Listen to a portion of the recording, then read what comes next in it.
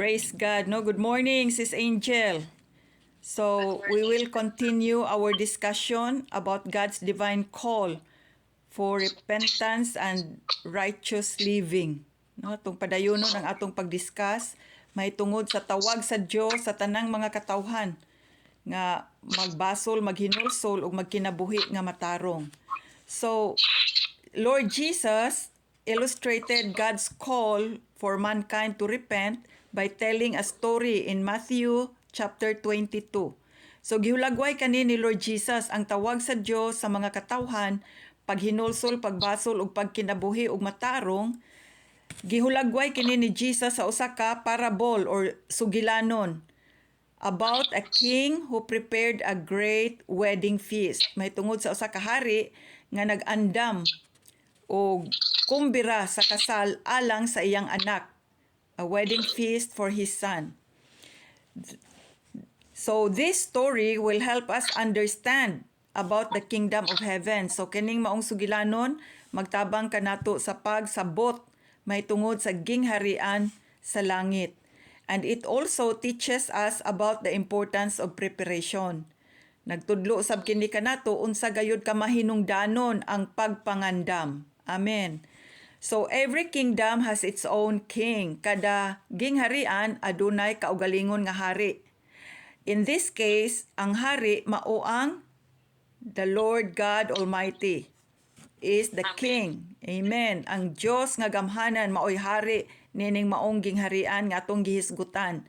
He is the only one and there is none other like him. Siya ra gayud ug walay lain nga sama kaniya. Amen. So in every kingdom there are subjects. So sa usa pod ka gingharian adunay mga ginsakupan. We are the subjects of the kingdom of God. Kita ang ginsakupan sa gingharian sa Dios. Amen. So remember, God is calling and inviting people. Atong hinumduman nga ang Dios nagtawag ug nag-imbitar sa mga katawhan to repent and live righteous lives. Nga maghinulsol, magbasol, mutalikod sa mga kasalanan ug magkinabuhi nga matarong. So in our story, the king assigned his servants to do three important things. Ang hari nag-assign sa iyang mga sulugoon pagbuhat og tulo ka importante nga butang nga nahilambigit sa iyang kumbira sa kasal, no, related to the wedding feast. So ang usa ka grupo, one group of servants was assigned to thoroughly clean the palace, manglimpyo sa palasyo. The palace is very old and dusty. Ang palasyo, karaan, abugon, napuno sa mga cobwebs, kanang mga lawa-lawa. And the king wants his palace to sparkle with cleanliness. Gusto sa hari nga mukidlap, no, sa kalimpyo ang iyang palasyo. Cleaning the palace is also like cleaning our hearts and life. So ang paglimpyo sa palasyo sama usab nga gusto sa Dios nga malimpyuhan ang atong kasing-kasing ug kinabuhi. Binakaraan na intaw ning atong kinabuhi na pulos hugaw, na pulos abog-abog, na pulos lawa-lawa. God does not want to find any cobwebs of anger. Ang Dios dili gusto nga makakita siya og mga lawa-lawa sa kasuko sulod sa atong kasing-kasing, mga lawa-lawa sa rebellion, pagkamasinupakon, falsehood, kanang pagkabakakon, pride, mga abog-abog sa garbo, deceitfulness, pagkamalimbungon, deep in our hearts, sulod sa atong heart. So now, God is giving us time to prepare. Gihatagan gyud kita sa Dios og panahon nga makapangandam by getting our hearts clean. Personal na gyud kana nga katungdanan. Our job is to share, to encourage, di ta kapugos. Hinaot nga madani nato sila sa pagpangandam, paglimpyo sa kasing-kasing. How to get rid of all this filth in our hearts? Unsaon nato pagkuha nining tanang kahugaw gikan sa kasing-kasing sayon ra kaayo. We must acknowledge these failures and tell them to God. Ang kuno nato ang atong mga failures, mga kasalanan. ug atong isulti ngadto sa Ginoo. Dili isulti sa silingan. Kay ang silingan na maradyo baktas jud ka. Broadcast jud ka tibuok barangay. So dili na to isulti sa silingan, adto na to isulti sa Ginoo. Amen. And God will erase them from our hearts by forgiving us. Ug papason sa Dios kaning tanang mga kahugawan gikan sa atong kasing-kasing pinaagi sa iyang pagpasaylo kanato. In 1 John 1:9, 1 Juan 1:9, naa ba kay Bisaya nga Bible diha? It tells us that if we confess our sins to God, He is faithful and just to forgive us and cleanse us from all unrighteousness. Importante gyud ni nga masabtan. So unsa man na sa Binisaya nimo diha, Angel? Uno Juan, kung isugid na to ang atong mga sala, ang Ginoo, o kami right ay sa atin. Unsa man ang banha? Ha? Na may banha nga. Ana. Kung saan to ay electric fan, man. Electric fan tingay nung karon. Kung Kana. anong tiga na Bible ba, ig-ana na ko sa Bible, ipakli bitaw. Ipakli ko sa Bible kay Berg Saba siya. Mutingog. Langis-ngis. So if we confess our sins to God, kung atong isugid ang atong mga sala ngadto sa Dios, klaro gyud na. Matalong, matinumanon. Matinud-anon siya og matarong nga mopasaylo og molimpyo sa tanan natong kahugawan. Wow. Walay tao makabuhat ni ana, ang Dios ra gyud. Perte ka nindot ang pulong sa Dios. So kinahanglan ato gyud ning ipasabot sa mga katawhan nga atong asheran nga ang Dios matarong ug matinud-anon nga mopasaylo ug molimpyo sa tanang kahugawan. Unsay proof nga iya gyud ang pasayloon? Si Jesus nga nalansang dito sa cross. Human na. So sure gyud na. Sigurado gyud ang pagpasaylo. Di pareha sa relihiyon. Nga kanang relihiyon saad-saad ra na. Pero why katumanan? Why kasiguruhan? Tiyaw mo na. Pila na katuig nga nagrelihiyon? 50 katuig. Hangtod karon why kasiguruhan? Parte kada kong binuang. Tinuntog yun na. Ari jud ta mo dangop ni Kristo ug sa pulong sa Dios kay anaa ang kasiguruhan, anaa ang kamatuoran, anaa ang kagawasan. Amen. Amen. Bungi na ng Satanas diha. The king also assigned another group of servants. So katong usa ka servant pagpanglimpyo. So it means to say God wants us to have our hearts clean before Jesus will come. So ang ikaduha nga grupo sa mga sulugoon, giassignan sa hari to cook the food, magluto sa pagkaon. Kay syempre, kung bira sa kasal niya, way kaon, mapas mo ang mga bisita. So, magluto sa mga pagkaon, all sorts of food, tanang klase sa pagkaon and delicacies were to be cooked for the king's guests. Pagkadaghan ng mga recipe books nga dito, nga ukab na tingkay, halagi pang pili, ilang gipang checkan ug unsay ilang panglutoon, kinadaghanan. The king wants his guests to enjoy the food and be filled with joy for partaking the king's feast. So gusto gyud sa hari nga mabusog ang tanan niyang mga bisita og mapuno sa kalipay tungod kay nakasalo-salo sila sa kumbira sa kasal. In the same manner, sa maong higayon, God also wants us to fill our souls with nutritious spiritual food we find in the Word of God. Gusto usab sa Dios nga puno ang atong kalag, no, mabusog ang atong kalag sa nutritious nga espirituhanon nga pagkaon nga makapalagsik sa atong kinahiladman. Mo na nga og naay balita nga makahahadlok, malisang ba ang tao nga busog sa pulong sa Dios? Dili na malisang. Kadtong malisang, kadtong way hanaw sa pulong sa Ginoo. The Word of God is food for our soul. So ang pulong sa Dios pagkaon sa atong kalag. God's Word will make our soul strong and healthy. So ang pulong sa Dios himsog sa atong kalag, makapalig-on sa atong kalag by strengthening our faith. Kay malig-on pag-ayo ang atong pagtuo. Faith comes by hearing and hearing by the word of God. Kanang pagtuo, di yun na ma-develop, di na malig-on kung magbasa-basa og comics, magdua-dua og duta-duta, ML.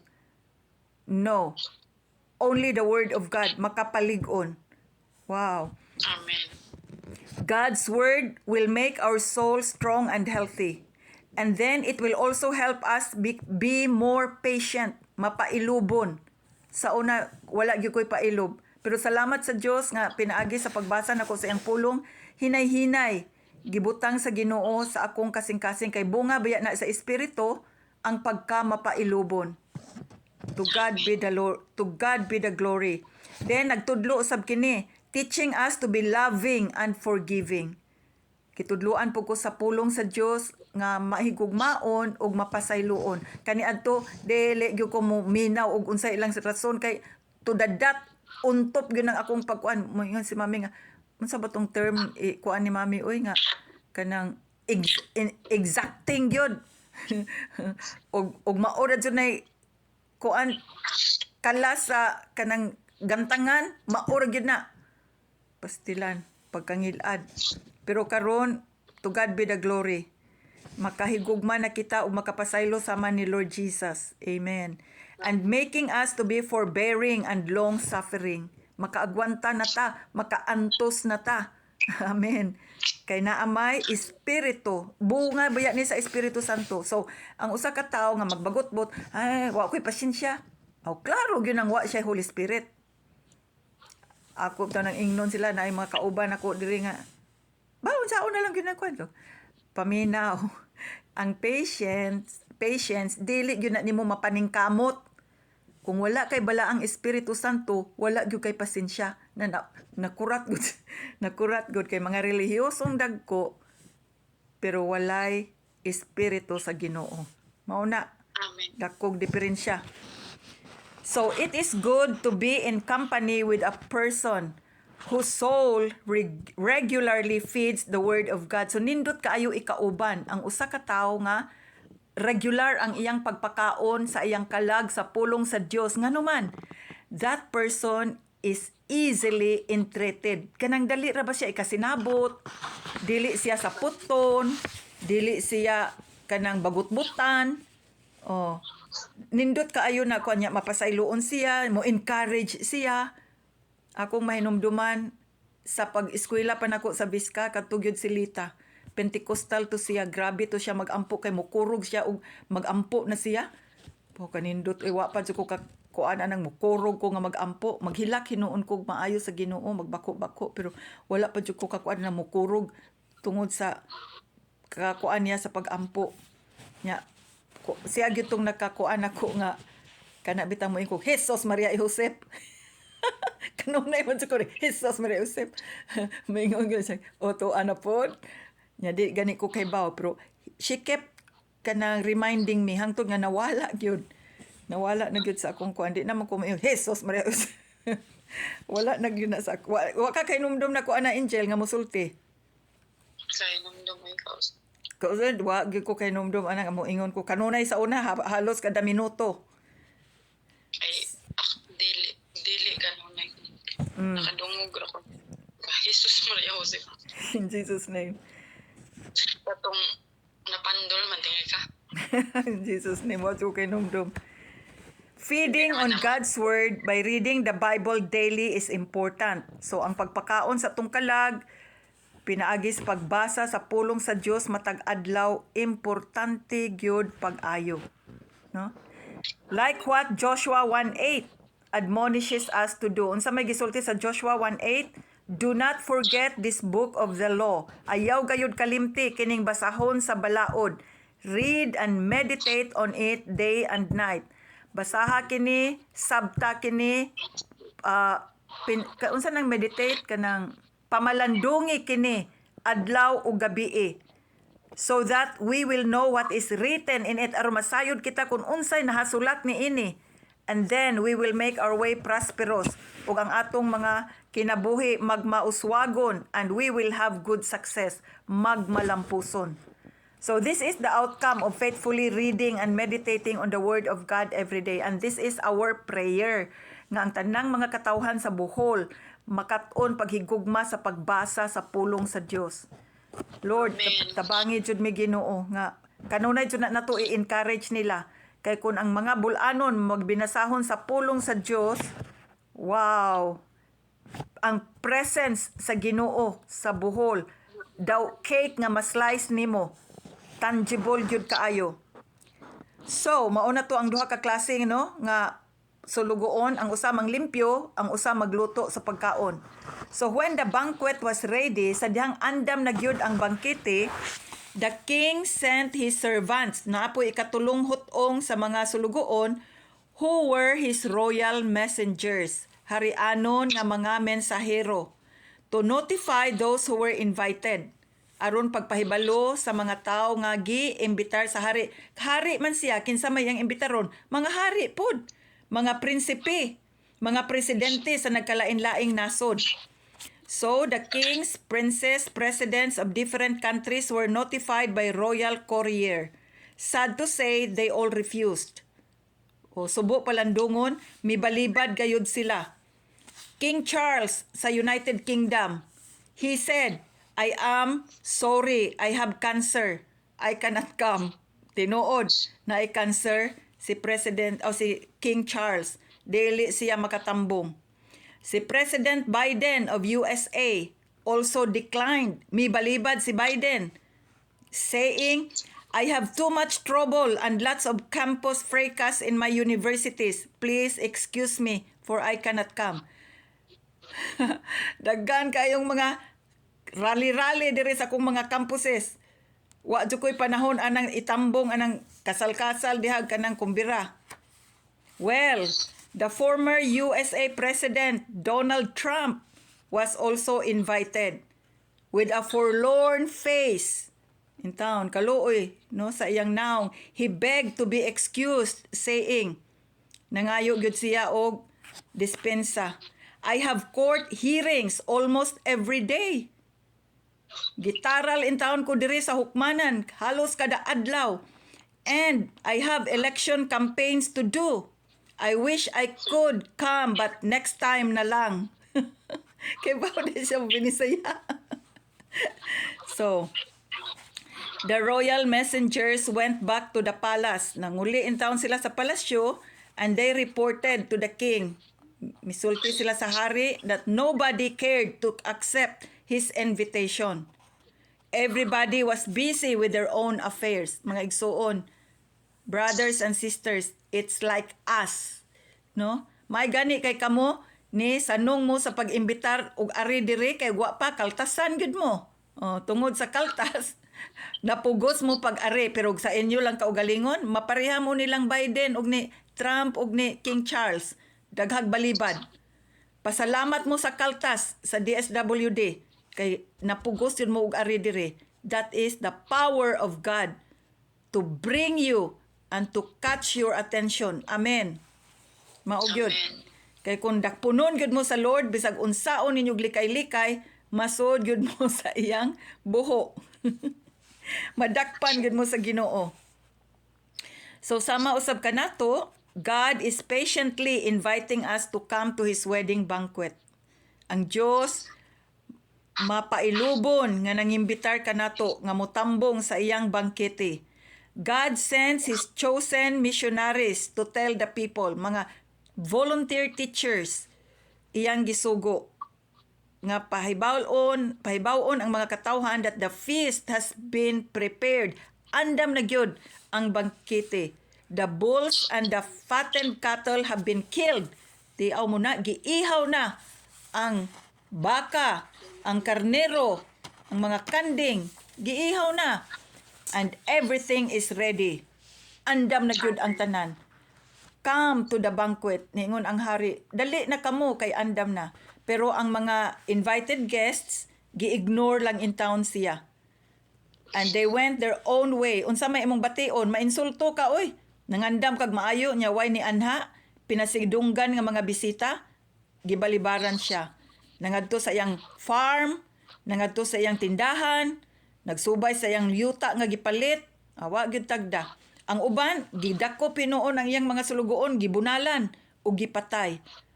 The king was furious and sent out his army to destroy the murderers and burn their town. So, nasuko pag-ayo ang hari, nagpadala sa iyang army, mga sundalo, o gi-destroy, gipatay ang mga murderers, o gisunog ang ilang lungsod. And the king said to his servants, giingnan sa hari ang mga servants niya, mga sulugoon, the wedding feast is ready and the guests I invited are not worthy of the honor. Dili sila takos sa dungog nga akong gihatag kanila.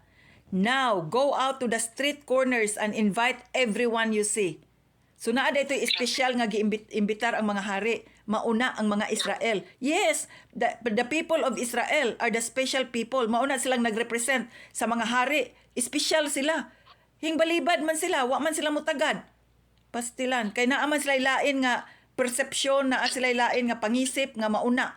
Wa sila mahiuyon, wa sila ma-align sa plano sa Ginoo.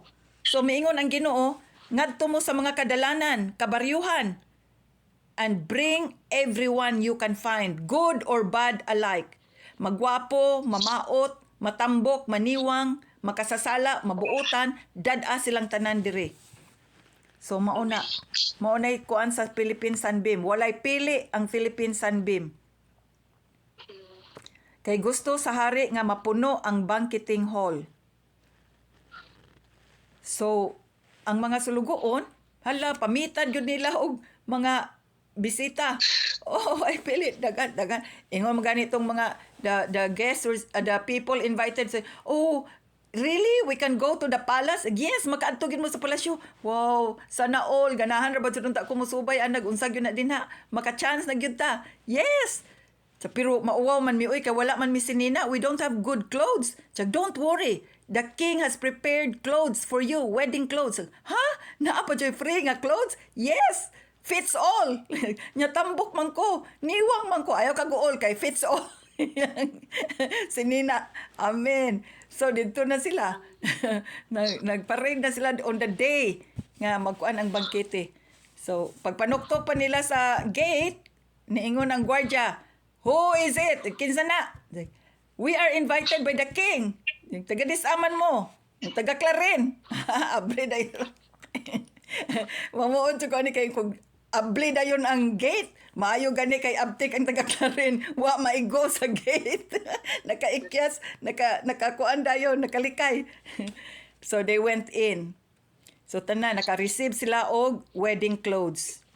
Everyone was given wedding clothes. So they went to the fitting room ug nagkuan sila, nagsulob sa wedding clothes. And there was one person nga taga Inabanga. Ni-appeal sa nianha pagbisita.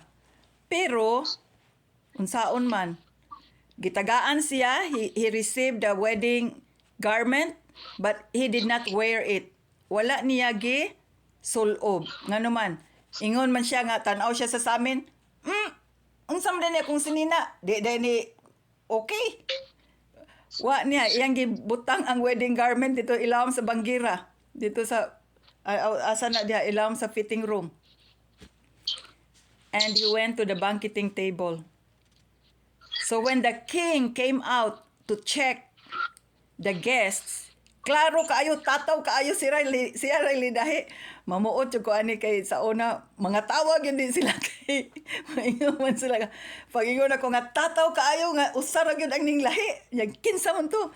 Maingon man hari. Oy, naamay ni lahi. O ingon dayon ang taga kuan nga, kinsa man to? Kinsa man to? Taga Clarin to. Di oy. Taga diin. Taga Inabanga.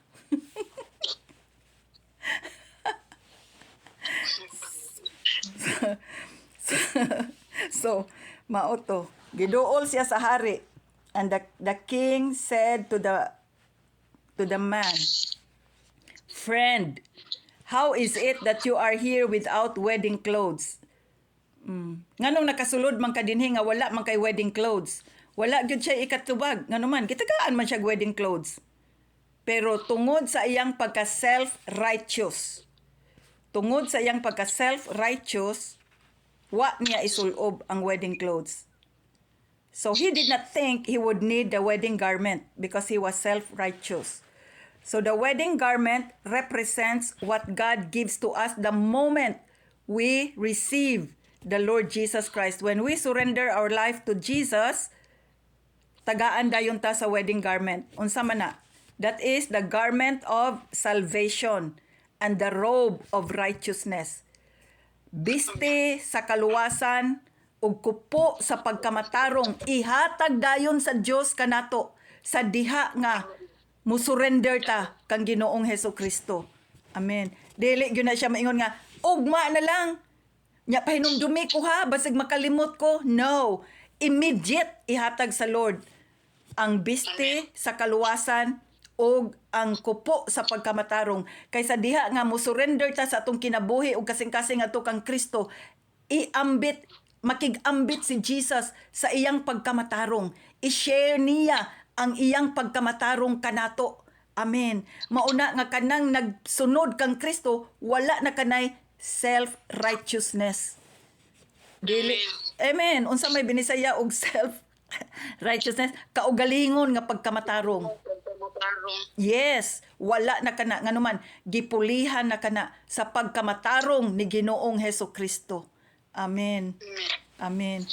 Mao na nga bisan pa man og naatay nakasilo ta nya nagkinahanglan siya naadto kay kasing-kasing nga mutabang. Matinga na lang, uy, tabangan man ko niya nga nakuanan ra ba na nako, nalibak ra ba na nako nya nagkaibaw siya ako'y naglibak niya. Nasukmatan man gani ko niya, pero iya lagi kong gitabangan. Siyempre, it is right to help a person in need. Makaaway man na nimo or mahigala, tabangan dyan na nimo. Maunay, pagkamatarong ni Kristo. Amen? Amen. Dili na atong kaugalingon nga pagkamatarong. So, maunay gusto nga ma-develop sa Philippine Sunbeam sa atong mga kinabuhi. Isip, gitawag sa Lord, mag-share sa iyang pulong. Amen. Praise God. Salamat Ginoo nga sa hinay-hinay mahimo pud mi nga sama kang Ginoong Hesukristo. So kanang biste sa pagkamatarong ug biste sa kaluwasan ug kupo sa pagkamatarong, dili simbahan ang muhatag ana. Dili tao ang muhatag ana, dili Philippine Sunbeam, dili kapilya, kundi ang Dios lamang ang makahatag ni ana. Yes, amen. To God be the glory. So, people who rely on their own self-righteousness cannot receive the garment of salvation and the robe of righteousness. Dili sila makadawat. Nga naman, gababag ang ilang kaugalingon nga pagkamatarong. Their own righteousness can never be accepted by God. Dili gayud madawat sa Dios ang ilang kaugalingon nga pagkamatarong. Why? The Bible tells us in Isaiah 64 verse 6, we are all infected and impure with sin. Na-infected ta sa kahugaw, sa sala. When we display all our righteous deeds, kung atong ipasundayag ang tanan natong pagkamatarong ug maayong buhat, they are nothing but filthy rags. Wa gyud na sa atubangan sa Dios kundi sama ra kana sa hugaw nga pahiran. Yes, hugaw nga pahiran. So kanang mga self-righteous diha, oy, paminaw mo. Kanang inyong pagka-self-righteous, sama ra kana sa usa ka hugaw nga pahiran. When ako nga tao, pagka-self-righteous gyud ko sa una. Pagkahibaw na ko ani kuan perti na kong uwawa nang lipaghong ang akong naong atubangan sa Ginoo. Lord, mauda ay na hugaw nga pahiran ang akong pagkamatarong nga akong ginahambin-hambin, akong gipanghambog. In Jesus name, wa da inay bili atubangan nimo Lord. Pasayload jud ko Ginoo. Di na pug ko ana, wa na Lord tabangi ko. An sa diha nga mi-surrender ko ni Jesus, to God be the glory. Iyang gipaambit kanako ang iyang pagkamatarong. To God be the glory. Then the king said to his aides, bind his hands and feet. Bugkusa. Ingon ang hari nga to sa iyang mga sundalo. Bugkusa iyang kamot ug iyang tiil ug ilabay siya dito sa gawas. Mga tawa sa itong mga tawa, ka ilabay, murag papel nga, basura, ilabay. Mga tawa silang duro. Kung gusto ba mo ilabay? Di, ma'am. Praise the Lord.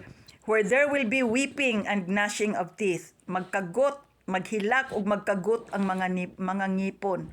For many are called, daghan kaayo ang gitawag sa Dios, but few are chosen. Gamay ra ang musanong sa iyang pagtawag. Mao na giingon diha, gamay ra ang musanong. So gikan from the parable of the wedding feast, we learn the importance of preparation and the essence of following instructions. Maminaw gyud ta ug mosunod ta sa mga lagda, mga instructions. Unsa man ang instruction? Mga pahimangno. A person who does not have any reverential fear of God in his heart will find it hard to obey the word of God. So ang usa ka tawo nga walay kahadlok, walay pagrespeto, walay pagtahod sa Dios sa iyang kasing-kasing, maglisod kana siya pagsunod sa pulong sa Dios. Bisan pa na siya Kristohanon, di na siya kasunod sa pulong sa Dios. Why? Wala siya kahadlok, wala siya reverential fear of God. Magmatik-matik na siya siyang utok. Kuan-kuan na siya, timbang-timbang na siya unsay angay niyang buhaton. Most likely, God's arch enemy still lives deep in his heart. So, may kasiguruhan, tingali pod nga ang kaaway sa Dios nga mao ang yawa, anaa pa miluklok sa kinahiladman sa iyang kasing-kasing. For as long as Satan the devil, hangtod nga si Satanas ang yawa, ang kaaway sa Dios, anaa sa kasing-kasing sa tao, for as long as the devil, who is the arch-enemy of God, still resides in the heart of man, anaa pa siya sa kasing-kasing sa tao, it will be difficult for that man to completely obey the word of God. Lisod gyud niya ng tawhana pag sunod sa pulong sa Dios. It will be hard for him to yield to the Spirit of the living God. Maglisod siya pag surrender sa espiritu sa buhi nga Dios. So, next time atong i-discuss og maayo unsaon nga ang yawa maukit gayod, mawa gayod sulod gikan sa atong kasing-kasing. So, I know nga busy ka diha, Angel. So, dinhi na lang takutob kay 32 minutes na biya. Ya, tag 30 minutes raman ta. Ha? Unless nga, kadto nga tanan. So, hinaot nga nakuha to nimo, kay mao ni explain nimo sa kanang imong mga young people. Aron nga, makuan sila, mabaid pod sila, nya makasabot gyud sila. And importante gyud nga panalipdan gyud nato ang atong kasing-kasing gikan Amen. sa pagkuan anang yawa. Pahawaon gyud na siya kay wala siya katungod nga mopuyo sa atong heart. Squat lang na, squatter kanang dako. Mo na squatter ng panuwaya na. So amen. Yes. So we will continue next time kung makalugar ka for the next kuan sa atong lesson. So we are still on the reverential fear of God. So mao ni ako ning gikuan nimo nga kung ang tao anaa pa ang kaaway sa Dios ang kasing-kasing, dili gyud na siya makakuan sa Lord, maka-obey sa iyang pulong. Amen. So praise God, daghang salamat og dinhi na lang takutob until next time. Salamat kaayo, Angel, sa imong 33 minutes sa imong oras.